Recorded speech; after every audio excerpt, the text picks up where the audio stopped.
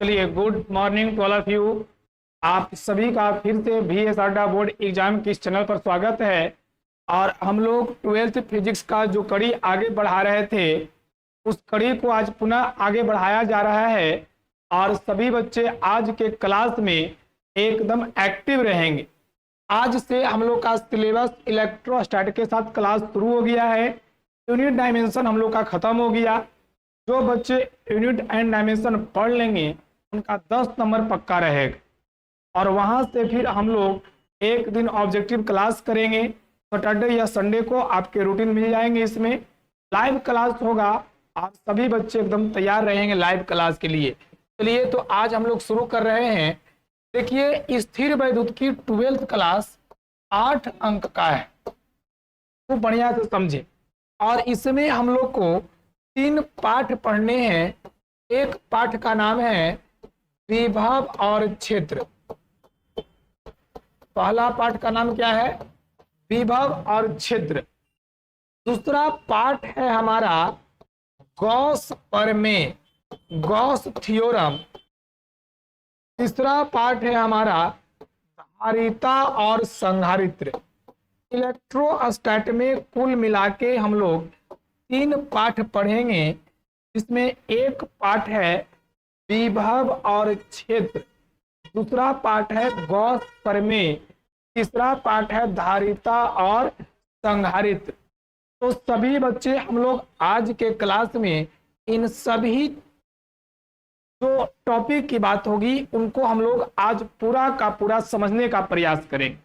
तो चलो समझो, आज का क्लास शुरू कर रहे हैं विभव और क्षेत्र से। विभव और क्षेत्र से अंग्रेजी में हम लोग इसको कहेंगे potential and field. Potential and field, यह देखो अंग्रेजी में इसी पर हम लोग चर्चा करेंगे। तो आज का क्लास हम समझते हैं कि सभी बच्चे एकदम समझेंगे, तो एकदम ध्यान देके समझा जाए। विभव और क्षेत्र को समझने के लिए आवेश टर्म समझना जरूरी है। आवेश शब्द नहीं समझोगे तो विभव शब्द नहीं समझ में आएगा। आवेश को अंग्रेजी में चार्ज कहते हैं। तब तुमसे पूछा जाए कि आवेश किसे कहते हैं, तो आवेश है क्या? आवेश किसी वस्तु का, किसी पदार्थ का वह गुण है, वह गुण है जिसके कारण पदार्थ विद्युतीय या चुंबकीय, विद्युतीय या चुंबकीय गुण का अनुभव करता है। अनुभव विद्युतीय या चुंबकीय गुण का अनुभव करता है, यही देखिए आवेश है। आवेश जब किसी वस्तु पर पड़ेगा तो वह वस्तु या तो विद्युतीय क्षेत्र में होगा या फिर चुंबकीय क्षेत्र में होगा। यानी आवेश किसी पदार्थ का वह गुण है जिसके कारण पदार्थ विद्युतीय या चुंबकीय गुण का अनुभव करता है। आवेश को Q से सूचित करते हैं। एकदम ध्यान रखेंगे, आवेश को Q से सूचित करते हैं।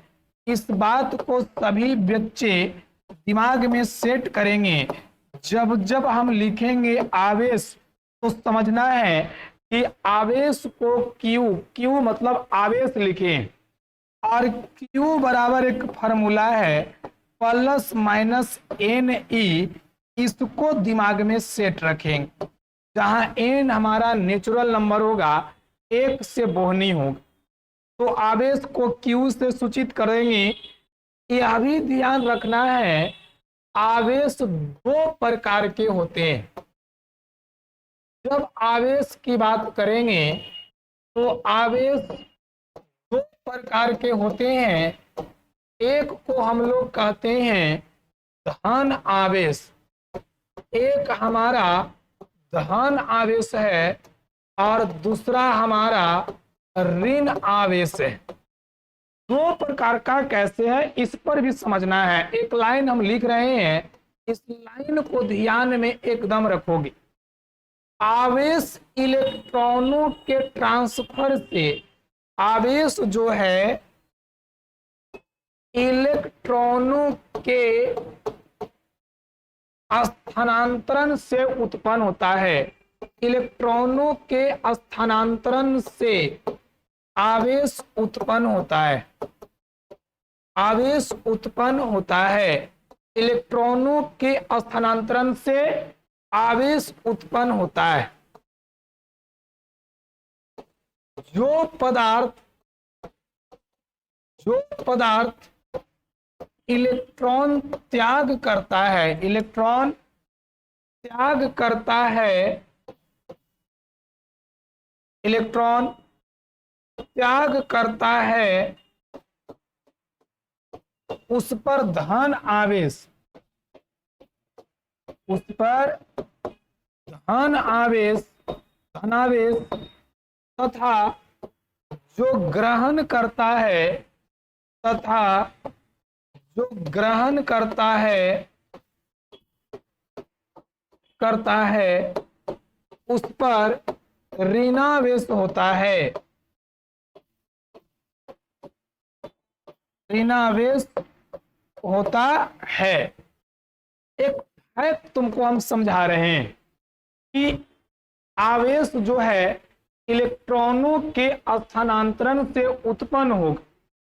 मतलब मान लेते हैं कि कलम है, बचपन में तुम लोग ये खेला किया होगा, कलम को बाल से लगड़ा होगा, ऐसे लगड़ा है कलम को बाल से, और लगड़ने के बाद नीचे बालू कागज का टुकड़ा इसमें सटा लिया। तो उस समय तुम कहा कि तो जादू है, दूसरा बच्चा को ठग के समोसा खा रहा है तो, लेकिन ये जादू नहीं, ये आवेश के कारण हुआ।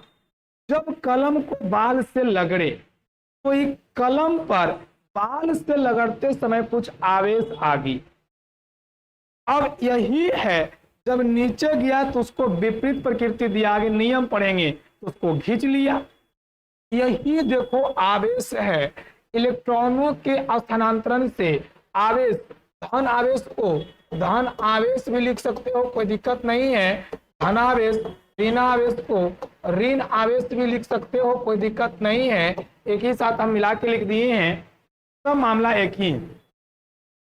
अब इसमें है कि अगर किसी पदार्थ में, देखो दो तीन को कंडीशन है, शर्त है, उस शर्त को समझो। यदि किसी पदार्थ में इलेक्ट्रॉन बराबर प्रोटॉन है तो वह पदार्थ उदासीन होगा। यदि इलेक्ट्रॉन लेस देन प्रोटॉन है, इलेक्ट्रॉन घट गया है मतलब दूसरा को दे दिया गया है, यह धन आवेशित होगा। और यदि इलेक्ट्रॉन ग्रेटर देन प्रोटॉन है तो यह ऋण आवेशित होगा। इस बात को ध्यान रखेंगे, यानी तीन रहेंगे, E बराबर P तो उदासीन होगा, E लेस देन P तो धनावेशित, E ग्रेटर देन P तो ऋण आवेशित। इस बात को सभी बच्चे ध्यान में रखेंगे। देखो अब समझा रहे हैं जो समझो। अब आज का क्लास खूब बढ़िया से समझना है। आवेश का SI मात्रक कूलम होता है, आवेश का SI मात्रक कूलम होता है, कूलम होता है। इस बात को ध्यान में रखो। कैसे होता है तो याद होगा, आवेश का फॉर्मूला यूनिट एंड डायमेंशन में हम लोगों ने पढ़ा था, धारा गुने समय, धारा गुने समय। अब ये जो धारा गुने समय है, तो धारा का मतलब एम्पियर और समय का मतलब सेकेंड, एम्पियर सेकेंड को ही हम लोग कूलम कहते हैं। यह बात सभी बच्चों को याद होगा। तो यहां तक सब कंडीशन समझ में आ गया कि आवेश का SI मात्रक जो है कूलम होता है। आवेश बराबर फॉर्मूला धारा गुना समय है, धारा एम्पियर, समय सेकेंड है, एम्पियर सेकेंड को ही कूलम कहते हैं। ये बात सब बच्चा को एकदम क्लियर हो गया हो। आवेश इतना आसान टर्म है, इतना आराम से पढ़ाएंगे जी कि तुमको कहीं कोई दिक्कत नहीं होगा। तुमको लगेगा कि वाह एकदम इसमें जो है हम लोग गर्दा उड़ा के रखें। तो अभी हम लोग आवेश पर आगे चलेंगे। थोड़ा तुम लोग स्क्रीनशॉट लेके रखो जल्दी से।